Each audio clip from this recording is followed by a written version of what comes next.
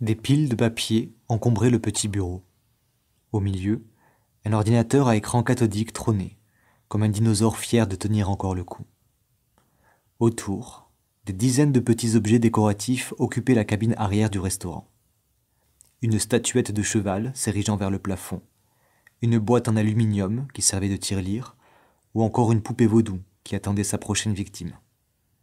Sur les étagères longeant tout un pan de mur, s'entassaient des cartons de bouteilles de vin, des archives poussiéreuses et des lampes cassées, guettant leur réparation. L'espace était fourni, dense et non aéré. Il était déjà tard, le service était fini, les derniers employés venaient de débaucher et Merlot, le propriétaire des lieux, comptabilisait le chiffre d'affaires de la soirée. Une feuille de plus dans la paperasse débordante de son office. Il passa sa main sur le front pour essuyer une goutte de sueur naissante et gonfla ses poumons, essoufflé par la chaleur confinée de son cabinet de fortune. N'y tenant plus, il se leva et ouvrit la fenêtre. La décroissante tramontane du soir s'invita à l'intérieur et caressa le visage de Merlot sur son passage. L'homme regarda un instant l'extérieur. Il voyait la petite forêt attenante à son établissement. Les arbres bougeaient timidement, bercés par la mélodie du vent. Son restaurant se situait aux abords d'une petite ville de campagne. Il n'avait aucun voisin à moins de 200 mètres et se réjouissait tous les jours de la tranquillité que cela lui procurait. Il sortit de son bureau et commença son inspection du soir. D'abord la grande salle avec le bar.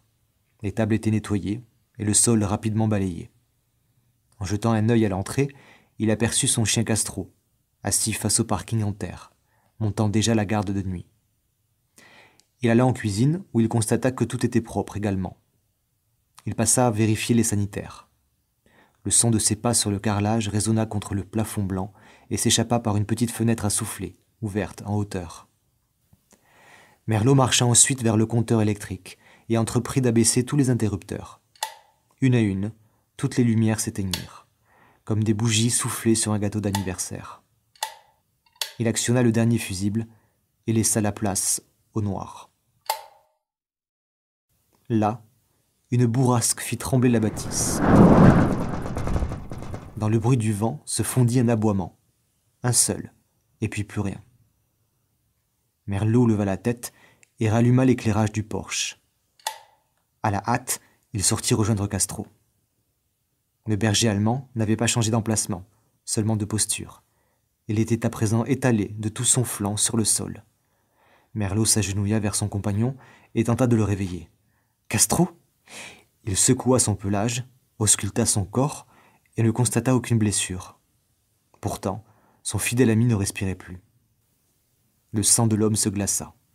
Il le souleva à bout de bras et le porta jusqu'à l'intérieur avant de le reposer par terre.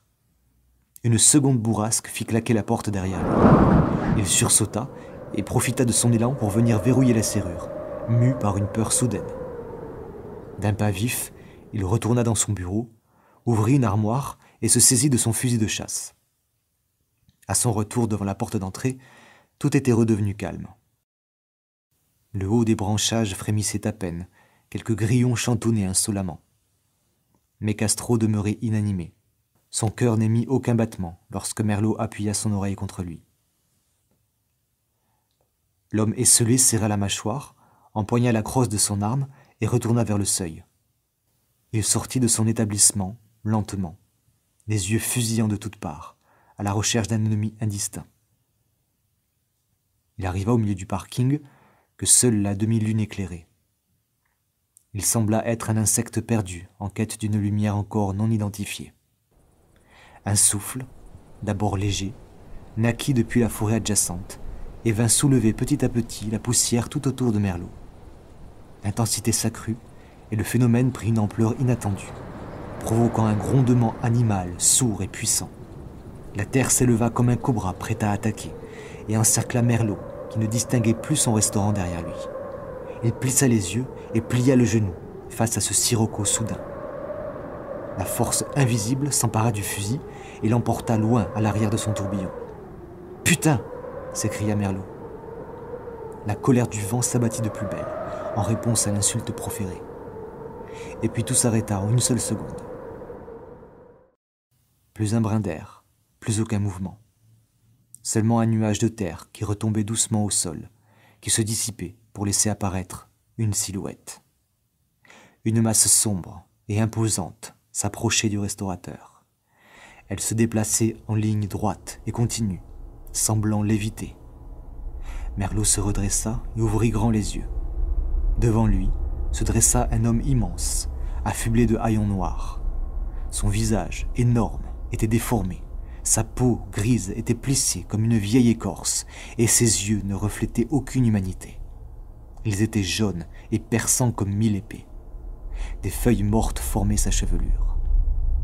Face à ce démon éolien, Merlot se tétanisa.